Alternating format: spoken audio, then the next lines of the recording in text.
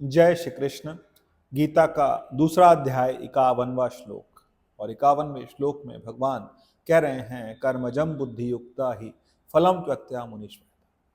इसका मतलब क्या है? भगवान कहना चाहते हैं कि जो मनुष्यणा है, जो मनुष्य हैं, जो समझदार समबुद्धि वाले और बुद्धिमान मनुष्य हैं, वो कर्मों के फलों के प्रति आसक्ति को त्याग देते हैं।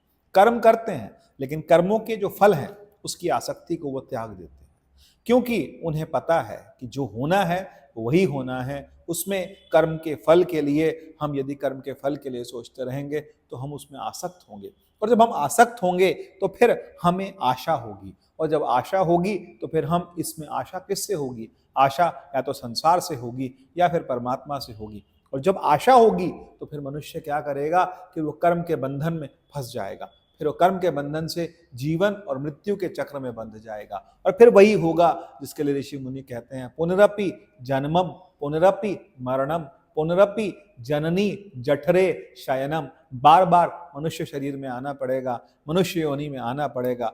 और यदि व्यक्ति यहाँ फंस गया, एक बात संत कहा करते हैं कि चाहे चेन सोने की हो और चाहे लोहे की हो, अगर उसमें बंध गया मनुष्य तो बंधन है। किसी को कैद में रखा जाए और सोने के पिंजरे में रख दिया जाए, और कैद में रखा जाए और लोहे के पिंजरे में रख दिया जाए, तो फर्क क्या होगा? वो फर्क कुछ नहीं होगा। कैदी के लिए दोनों चीजें कैद हैं। इसी तरह से चाहे पुण्य है चाहे पाप है, तभी कहा था न पुण्यम न पापम, न पुण्य है न पाप है, फिर क्या है? चिदानंद रूपा शिवोहम शिवोहम समा।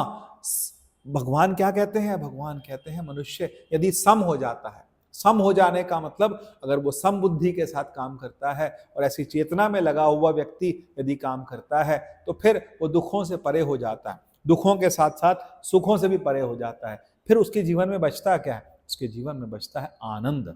आनंद बचता है क्योंकि उसका अतिरेक हो गया, सब चीजों से वो हट गया, उसका उपरति हो गई। उपरति का मतलब कि सभी तरह के कर्मों से भगवान कहते हैं उसका मन जो है अत्यंत कर्मों से, अत्यंत फंसने से, अत्यंत कर्म के फलों में फंसने से वो मनुष्य क्या होता है? मुक्त हो जाता है, और सम बुद्धि होकर के समत्व योग में आकर के और वो कर्म करता है, और उस समय वह इस संसार के चक्र में नहीं फंसता। जय श्री कृष्ण।